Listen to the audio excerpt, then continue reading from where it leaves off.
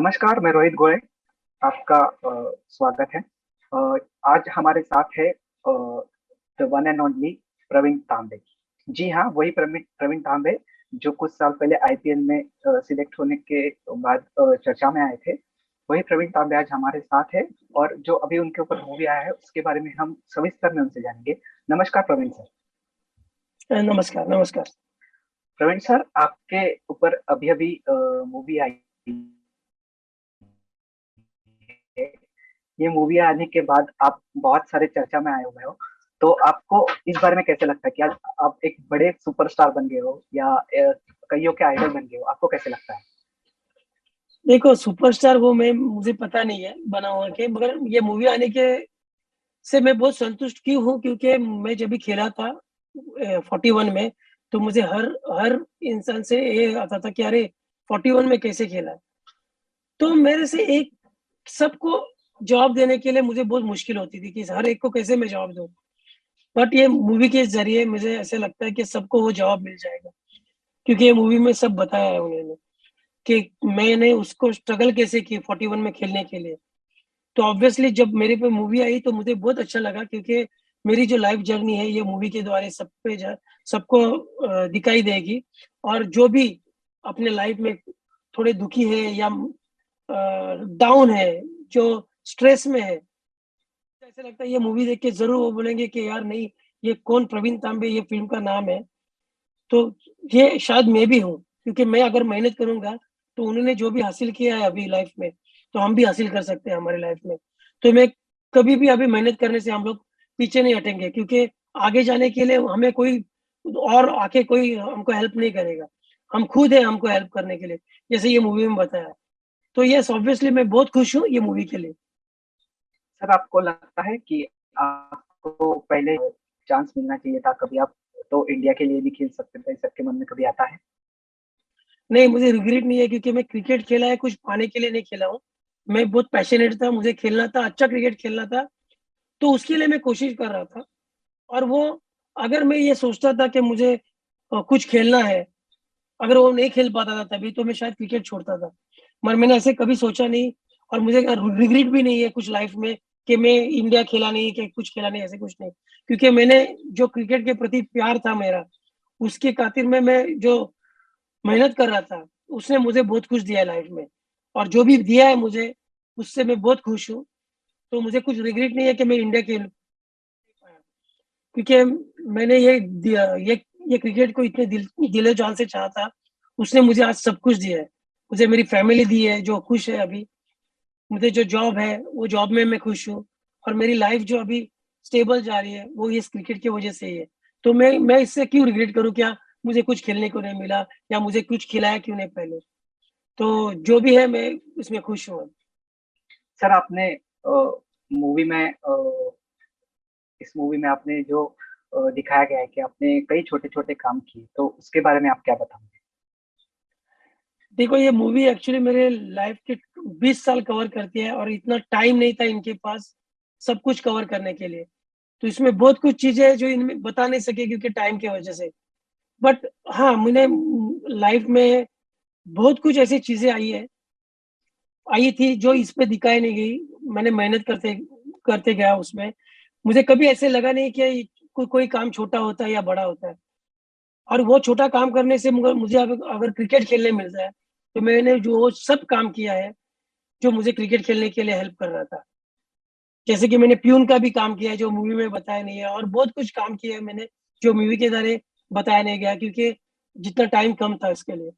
तो या मुझे मैंने इस इधर इधर आने तलक मैंने कुछ काम को ऐसा छोटा या बड़ा नहीं समझा। जो भी मुझे मिला है काम, मैंने किया है। सर, जैसे दिखाया गया कि आपने डांस बार में भी काम किया था क्रिकेट के लिए, क्रिकेट सीखने के लिए, बट वो सब करते हुए आपका फोकस कभी हिला नहीं। इसके पीछे क्या आपकी सोच है?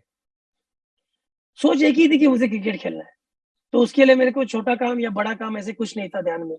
जो भी काम किया, जैसे कि मैंने बोला, मैंने प्यून का भी काम किया, वो बताया नहीं, क्योंकि फ़िल्म में उनका रिस्ट्रिक्शन रहता है कि इतने इतने घंटे में बननी चाहिए ये। तो मेरी लाइफ़ जर्नी इतनी बड़ी थी कि जिसमें कुछ इतना ये टाइम पूरा नहीं हुआ कि उसमें बताया जा सके। और मैंने कभी ऐसे सोचा नहीं था ये काम छोटा है या बड़ा है। क्यों सोचना है? क्योंकि वो काम करने से अपने घर का अगर निवाला मिलता है घर वालों को, तो वो काम क्यों नहीं करना चाहिए? क्यों हम लोग ऐसे सोचते हैं ये काम छोटा है या ये बड़ा है? रोड काम कर रहे हैं, सर के ऊपर गमले लेके भी काम कर सकते हैं। उससे अपने अगर घर वालों की पेट भरता है तो वो क्यों नहीं कर सकते? अगर आपके पास कुछ काम नहीं है और अगर आपको कुछ काम मिल रहा है, उससे आपका निवाला निकल जा रहा है, तो क्यों नहीं करने का?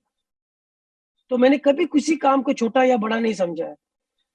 जो भी काम मुझे मिल रहा था तभी मैं कर रहा था, क्योंकि मेरा जब भी दिखाया गया है पिक्चर में कि मेरा ऑरेंज शिपिंग का जॉब निकल गया था, तो उसके बाद मुझे बहुत दिक्कतें आई थी और मुझे ऐसे था कि मैं जो भी काम करूँ, उससे मुझे क्रिकेट खेलने मिलेगा, तो मैं वो कर रहा था। सर, मूवी देखने के बाद आप बहुत ही भावुक हो गए थे। मूवी देखने के बाद आप बहुत ही भावुक हो गए थे, तो उस वक़्त खुद श्रेयस अय्यर ने बताया कि उनको भी रोना है। तो उस सब फीलिंग्स के बारे में आप क्या बताओगे? देखो, क्योंकि मैं ये बायो बबल में आया था केकेआर के साथ, तो मुझे वो मूवी में देखने नहीं मिली। मुझे पहला स्क्रीनिंग को भी मुझे जाने को नहीं मिला था, तो मेरे फैमिली ने देखी थी ये मूवी। तो जो भी देखा था मैंने उनके साथ ही पेयर के साथ इकट्ठा होके मैंने वो टीम रूम में देखी थी मूवी। और जो मैंने अपने आप को देखा मूवी पे और जो मेरी लाइफ जर्नी देखी, तो ऑब्वियसली जो मैंने मेहनत की थी वो मुझे अभी दिखाई दे रही थी मूवी के ज़रिए कि मैंने क्या किया है लाइफ में। और वो एक ही इमोशंस इतने थे कि वो एक ही टाइम देखने के बाद, सर्कल के साथ देखने के बाद, वो इमोशन मैं छुपा नहीं सका, क्योंकि मुझे बोलना भी नहीं आ रहा था। जब भी वो लोग मुझे पूछ रहे थे ये मूवी के बारे में, तो मुझे बोलना नहीं आ रहा था, क्योंकि शब्द नहीं थे को बोलने के कि मैंने मेरी अपनी लाइफ स्टोरी जो मैं टीवी पे देख रहा था, तो वो देख के मुझे सच्ची थोड़ा एक्चुअली फीलिंग्स बहुत थी कि यार मैंने कहाँ पे आया हूँ मैं अभी, मेरी ये लाइफ जर्नी कैसी है करके। तो ऑब्वियसली जब भी वो मेरे को पूछ रहे थे तो मुझे एक्चुअली बहुत इमोशंस था, मैं इमोशंस से भरा हुआ था और मेरे शब्द ही नहीं फूट रहे थे बाहर। सर, एक लास्ट सवाल, राहुल द्रविड़ सर के बारे में क्या लगता है? क्या लगता है ऐसे बोलने से अच्छा क्या बोलूं और उनके लिए, क्योंकि शब्द नहीं है मेरे पास। आज मैं जो भी हूँ उनकी वजह से ही हूँ। जैसे कि मैंने बताया कि सबका हाथ है, मेरी फैमिली, फ्रेंड्स, मेरे सब रिलेटिव, सबका हाथ है इसमें। डॉक्टर से, फिजियो से, जो मैं जर्नी में मेरे साथ है। मगर इनका नाम कभी आया जब राहुल द्रविड़ सर ने मुझे सिलेक्ट किया। अगर वो भी अगर सोचते थे सिलेक्टर्स के जैसे कि इसका एज 41 हो गया, इसको कैसे खिलाए, तो मैं कभी तुम आपके सामने ये इंटरव्यू भी नहीं देता था या मेरे पर कोई मूवी नहीं बनती थी।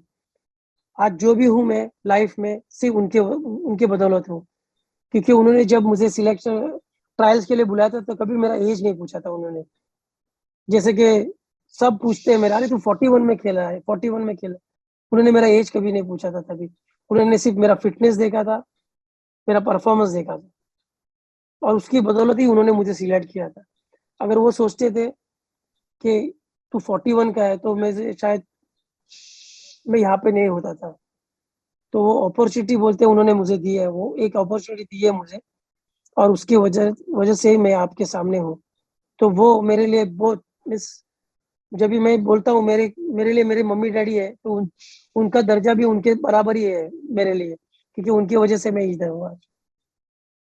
सर, धन्यवाद आपने तक से बात करने के लिए। धन्यवाद।